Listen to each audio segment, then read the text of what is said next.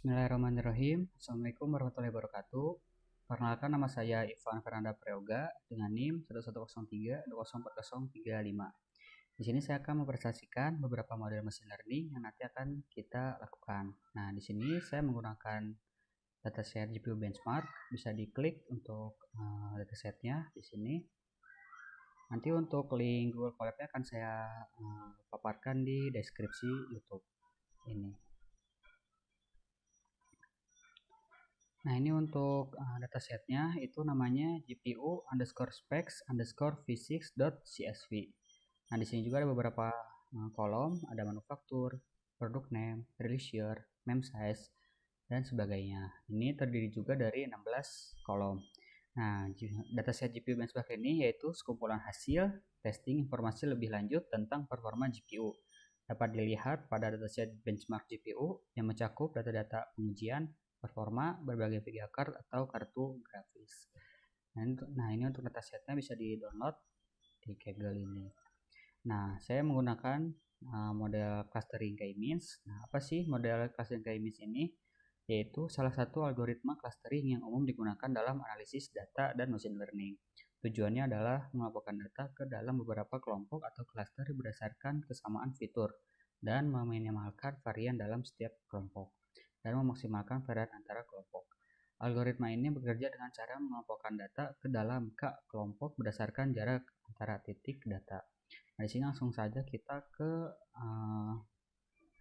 programnya ya. Di sini saya melakukan load dataset GPU benchmark. Tujuannya untuk mendapatkan akses ke data yang akan digunakan untuk keperluan analisis, eksplorasi, atau pelatihan model. Nah, kalian bisa ke ChatGPT dengan mengetikkan beri kode untuk membaca dataset dari Google Drive di Google Colab. Nah, lalu di sini yang pertama saya mengimport Google Colab ini untuk mengakses Google Drive. Nah, jadi library Google Colab ini berguna untuk menulis dan menjalankan kode Python di browser tanpa perlu mengatur lingkungan pengembangan secara lokal di komputer kita, sehingga memudahkan kita untuk mengakses file dan dataset yang disimpan di Google Drive. Jadi kita tidak perlu lagi menyimpan dataset di komputer, hanya perlu menyimpan dataset di Google Drive saja. Nah, di sini juga kita menggunakan Drive Mount. Ini gunanya untuk menghubungkan Google Drive dengan Google Colab. Nah, di sini juga saya menentukan file path. Karena saya menyimpannya di Google Drive, maka saya menyimpannya di My Drive, Machine Learning. Nah, ini untuk file datasetnya yaitu GPU underscore specs underscore physics.csv. Sesuai yang tadi saya download di Kaggle ini. Nah, ini ya, GPU underscore specs underscore physics.csv. Nah, di sini juga saya menggunakan library pandas untuk membaca dataset. Nah, jadi ini menggunakan library pandas untuk membaca dataset dengan fungsi read underscore csv. Nah, read underscore csv, data akan disimpan dalam objek data frame yang disebut df-nya atau variabel df. Nah, library pandas berguna untuk manipulasi dan analisis data. Nah, setelah saya membaca file path tersebut, saya menampilkannya dengan perintah df. Karena variabelnya juga df, saya menampilkan juga df, mengetikkan df. Langsung aja saya run kode programnya. Kita tunggu.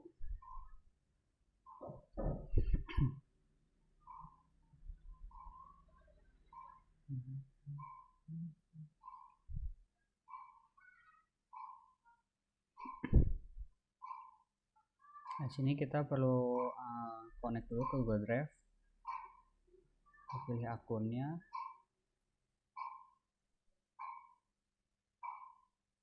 Nah, sini juga perlu beberapa izin ya. Kita izinkan saja.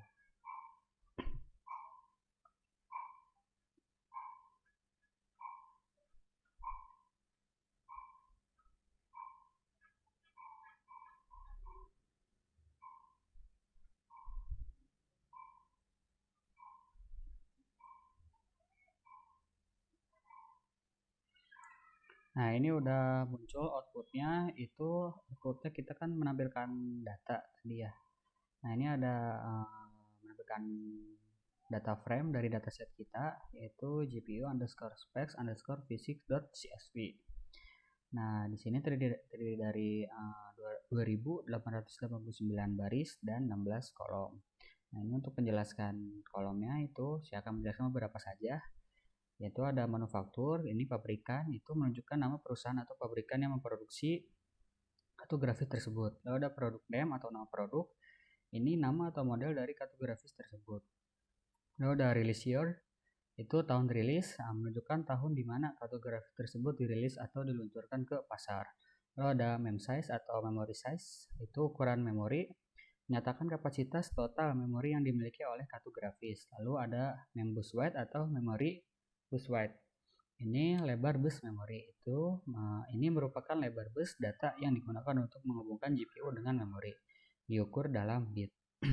Lalu ada GPU clock atau frekuensi GPU, ini menyatakan kecepatan clock atau frekuensi operasional dari GPU.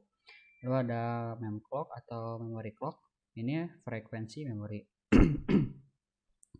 Ini menunjukkan kecepatan clock dari memori kartu grafis.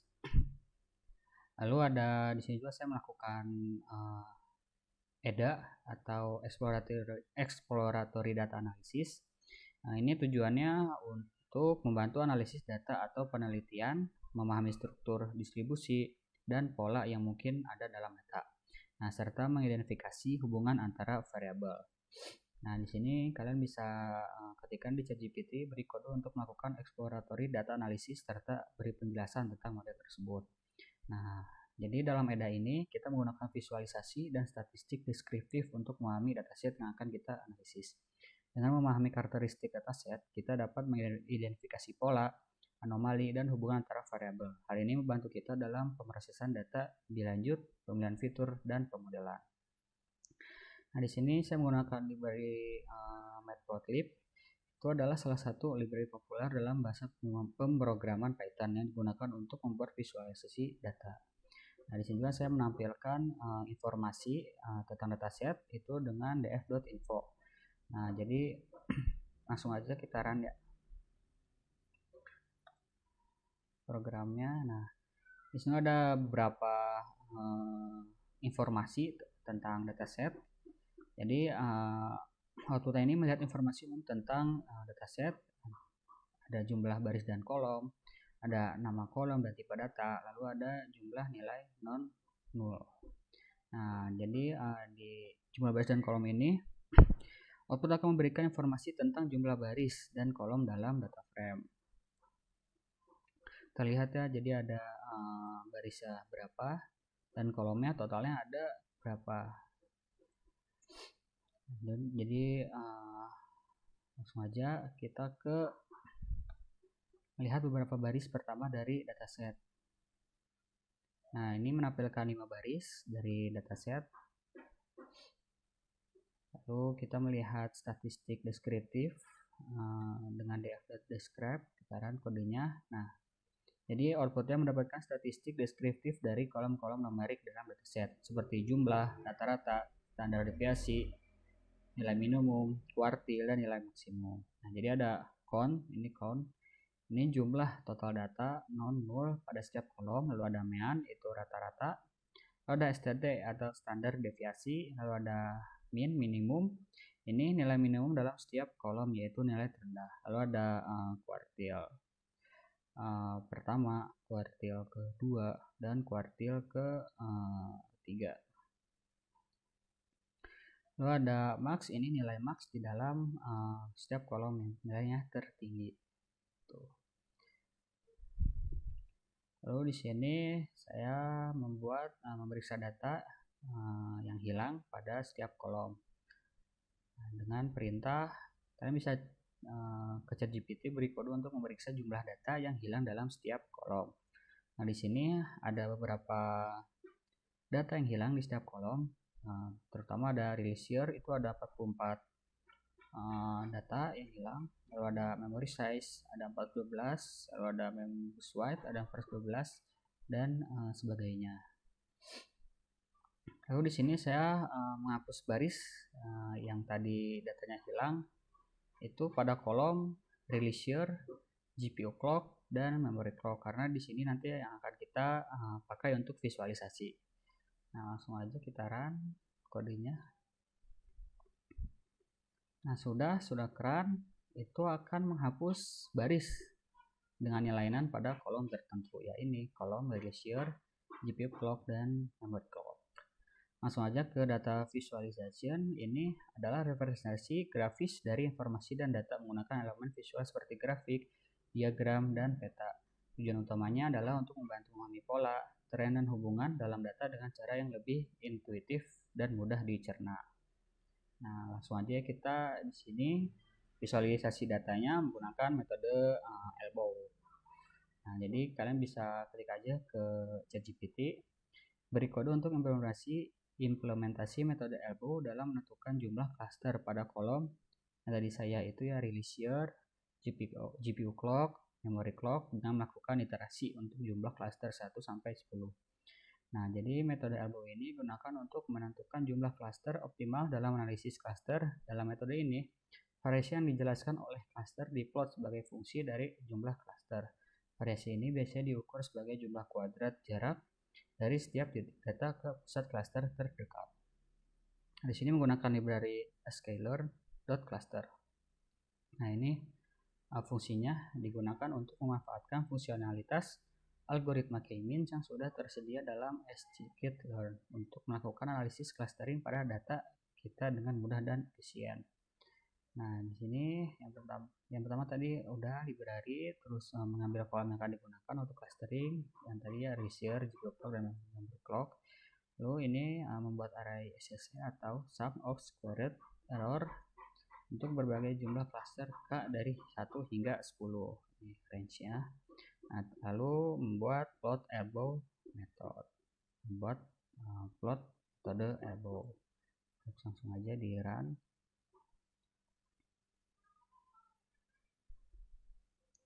Nah, ini hasil dari running pembuatan grafik metode elbow. Jadi ada cluster 1, 2, 3, 4 hingga 10. Nah, bisa dilihat bahwa cluster 1 ini mengalami pelonjakan ke cluster 2. Nah, jadi bisa dianggap cluster 1 ini tidak optimal. Lalu ada cluster 2 yang mengalami pelonjakan juga ke cluster 3.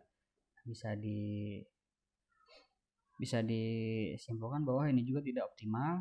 Lalu dari cluster 3 ke cluster 4 juga mengalami pelonjakan namun tidak signifikan. Nah, ini bisa disimpulkan juga bahwa cluster 3 ini tidak optimal. Nah, lalu ke cluster 4 kita lihat ini cluster 4 dan cluster 5 tidak mengalami pelonjakan sedikit pun atau ya banyak pun tidak. Nah, jadi bisa dikatakan cluster 4 ini cluster yang optimal. Nah, jadi bisa dilihat nih outputnya grafik metode elbow. Pada grafik metode elbow menentukan jumlah cluster optimal. Nah, pada sumbu X memiliki number of cluster. Nah, ini sumbu X. Lalu pada sumbu Y memiliki sum of squared error atau SSE. Nah, ini sumbu Y. Grafik menunjukkan bahwa ketika K4 terjadi penurunan tajam dalam SSE. Ini menunjukkan bahwa 4 adalah jumlah cluster optimal. Nah, ini saya jelaskan ya. Nah, lalu metode elbow ini bekerja dengan cara memplot SSE untuk berbagai jumlah cluster K dan memiliki nilai K di mana penurunan SSE mulai melambat secara signifikan. Dalam hal ini terletak pada K sama dengan 4 sehingga 4 adalah jumlah cluster optimal. Nah, setelah saya melakukan visualisasi data, lalu kita melakukan training K-means. Nah, jadi training K-means clustering ini merujuk pada proses di mana algoritma K-means mempelajari struktur data dan menghasilkan pusat-pusat cluster. Proses ini melibatkan dua langkah utama, yaitu inisialisasi pusat cluster dan iterasi untuk memperbarui pusat cluster dan mengelompokkan data. Langsung aja ke K-means clustering. Langsung aja di run programnya. Kalian bisa ketikkan di ChatGPT prompt itu beri kode untuk implementasi pada kolom GPU clock dan memory clock. Sorry ini kedua kali. Saja. Nah, jadi K-means clustering ini adalah algoritma yang digunakan untuk mengelompokkan data menjadi beberapa cluster berdasarkan kesamaan karakteristik. Tujuan utama dari K-means clustering adalah meminimalkan varian intra-cluster dan memaksimalkan varian antar cluster. Algoritma ini termasuk dalam kategori unsupervised learning karena tidak memerlukan label kelas untuk melatih model. Nah, di sini udah dibuat juga labelnya. Oke, means.fit predict dilatih dulu. Lalu di sini visualisasi hasil clustering. Ini untuk ukuran hasil dari visualisasinya, terus menggunakan scatter plot untuk memvisualisasikan data dalam setiap cluster. Nah, ini jadi ada GPU clock dan memory clock. Lalu menambahkan centroid cluster. Nah, centroid cluster ini itu titik merah yang besar ini. Terus membuat plot. Ya. Nah, ini untuk outputnya. Jadi sumbu X GPU clock dan sumbu Y memory clock. Nah, ini untuk penjelasannya. Plot yang dihasilkan akan menunjukkan scatter plot di mana setiap titik diwarnai sesuai dengan cluster yang ditetapkan. Nah, jadi ada cluster 0 itu warna merah, cluster 1 warna oranye, cluster 2 warna biru ya. Lalu ada cluster 3 warna hijau dan cluster 4 warna ungu. Dan untuk centroidnya yang tadi saya jelaskan itu titik yang berwarna merah yang besar ini, yang di tengah-tengah ini, itu centroid. Nah, Anda akan melihat 5 cluster yang berbeda dan titik-titik merah mewakili pusat-pusat massa cluster tersebut. Sumbu X mewakili GPU clock, sumbu Y mewakili memory clock, dan setiap cluster diberi label. Plot ini memberikan representasi visual tentang bagaimana data dikelompokkan ke dalam cluster berdasarkan fitur GPU clock dan memory clock. Nah, setelah melakukan training k-means, kita melakukan evaluating k-means atau evaluasi k-means. Nah, ini merujuk pada penilaian seberapa baik model k-means telah berhasil mengelompokkan data. Langsung aja, di sini nanti akan ada 3 metode, ada silhouette score, lalu ada Davis-Baldwin score, lalu yang terakhir ada Chalinsky-Harabas score. Langsung aja ke silhouette score. Jadi silhouette score ini adalah metrik evaluasi yang digunakan untuk mengukur seberapa baik suatu objek sesuai dengan klaster tempat objek tersebut berada dalam k-means clustering atau metode clustering lainnya. Metrik ini memberikan gambaran tentang sejauh mana objek-objek dalam cluster berada dalam batas cluster yang tepat dan sejauh mana cluster tersebut terpisah satu sama lain. Di sini saya menggunakan library SQL metric import silhouette score, kan kita menggunakan metode silhouette score. Nah, ini dibuatkan arraynya dictionary. Nah, lalu menghitung silhouette score untuk setiap nilai K dari 2 hingga 10. Nah, ini range ya, 2 hingga 10. Lalu dia lakukan perhitungan di sini, lalu menampilkan plot grafik, lalu menampilkan juga nilai-nilainya. Nah, langsung aja kita running programnya. Nah, ini sudah running programnya. Jadi ini penjelasan outputnya itu menunjukkan grafik silhouette score sama nilai-nilainya. Nah, jika silhouette score mendekati 1, itu menunjukkan bahwa objek dalam suatu klaster berada pada posisi yang sesuai dan terpisah dengan baik dari klaster lainnya. Nah, jika silhouette score mendekati min 1, itu menunjukkan bahwa objek mungkin telah diklasifikasikan ke klaster yang salah. Lalu jika silhouette score mendekati 0, itu menunjukkan adanya tumpang tindih atau ketidakjelasan dalam cluster. Nah, kita di sini cari nilai yang baiknya. Jadi, jika silhouette score mendekati 1, itu menunjukkan bahwa objek dalam suatu cluster berada pada posisi yang sesuai dan terpisah dengan baik dari cluster lainnya. Nah, bisa dilihat dari grafik itu nilai tertinggi atau yang mendekati 1 itu cluster 2. Nah, cluster 2 ini nilainya berapa? Cluster 2 ini nilainya 0,509 sekian sekian sekian sekian. Nah, ini berarti K2 ini bisa disimpulkan bahwa dia cluster yang baik. Nah, bisa ini juga. Jadi berdasarkan silhouette score, cluster berada pada posisi yang sesuai dan terpisah dengan baik adalah 2 gitu. Lanjut ke metode Davis-Baldwin score. Ini untuk kode programnya tidak jauh beda dengan yang silhouette score, hanya beda di importnya saja. Di sini kita menggunakan metode Davis-Baldwin ya, kita mengimport Davis-Baldwin score. Nah, jadi Davis-Baldwin score ini adalah metrik evaluasi untuk mengukur seberapa baik suatu klaster terpisah satu sama lain dalam konteks clustering termasuk K-means clustering. Metrik ini menggambarkan sejauh mana objek dalam suatu cluster mirip dengan objek dalam cluster lainnya. Nah, kalian juga bisa ngetik di ChatGPT dengan perintah beri kode untuk implementasi Davis-Boolean pada variabel data dari cluster 2 sampai 10. Begitupun yang tadi ya sebelumnya silhouette score ataupun Chalinsky-Harabas. Nah, ini untuk hasil grafiknya. Nah, ini untuk outputnya, jadi nilai Davis-Boolean index yang rendah menunjukkan bahwa cluster berada pada posisi yang baik dan terpisah dengan baik satu sama lain. Lalu nilai yang tinggi dapat menunjukkan adanya tumpang tindih atau ketidakjelasan antara cluster. Lalu jika kita mempertimbangkan silhouette score, nilai tertinggi terjadi pada cluster 2 yang menunjukkan bahwa pembagian menjadi dua cluster memberikan hasil yang relatif baik. Oh, ini ada perbaikan. Bentar.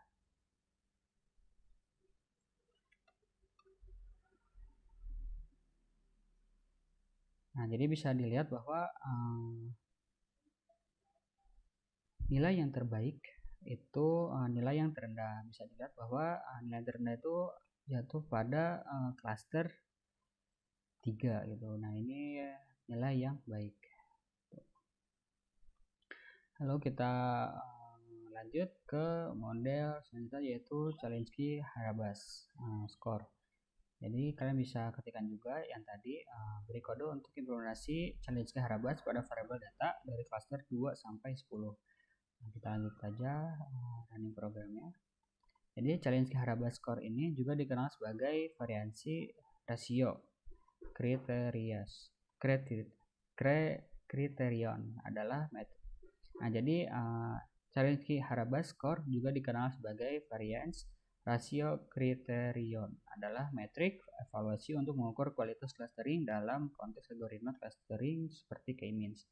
Tujuannya adalah untuk memberikan ukuran seberapa baik cluster kelompok tersebut terpisah satu sama lain dan seberapa padat atau compact cluster kelompok tersebut. Nah, ini sama kayak program-program sebelumnya namun beda di library saja. Nah, ini menggunakan library Chalinsky-Harabas score. Nah, ini untuk outputnya. Jadi penjelasannya, nilai yang lebih tinggi menunjukkan bahwa cluster lebih baik dipisahkan satu sama lain. Nah, sebuah indeks yang lebih rendah menunjukkan adanya tumpang tindih atau ketidakjelasan dalam pembagian cluster. Nah, bisa dilihat bahwa nilai yang lebih tinggi menunjukkan bahwa cluster lebih baik dipisahkan satu sama lain. Nah, jadi cluster tertinggi ini yang mana? Cluster 3 ya, dengan nilai 4541, sekian. Nah, bisa disimpulkan bahwa nilai Chalinsky-Harabas ini terjadi pada cluster 3. Oleh karena itu, berdasarkan metrik ini, jumlah cluster yang dianggap baik adalah cluster 3. Nah, di sini juga saya membuat data baru dengan kolom GPU clock dan kolom memory clock. Untuk modelnya sama tadi, langsung aja kita run ya. Untuk modelnya sama kayak model sebelumnya dijelaskan, itu menampilkan K-means clustering. Nah, yang ini. Jadi plot dihasilkan akan menunjukkan scatter plot di mana setiap titik diwarnai sesuai dengan cluster yang ditetapkan. Anda akan melihat 5 cluster yang berbeda dan titik-titik merah mewakili pusat-pusat masa cluster tersebut. Sumbu X mewakili GPU clock dan sumbu Y mewakili memory clock. Nah, dan setiap cluster diberi label. Plot ini memberikan representasi visual tentang bagaimana data dikelompokkan ke dalam cluster berdasarkan fitur GPU clock dan memory clock. Nah, bisa dilihat bahwa ada beberapa cluster, ada 5 cluster yang diberi centroids gitu. Mungkin cukup sekian dari saya, kurang lebihnya mohon maaf. Wabillahi taufiq wal hidayah. Wassalamualaikum warahmatullahi wabarakatuh.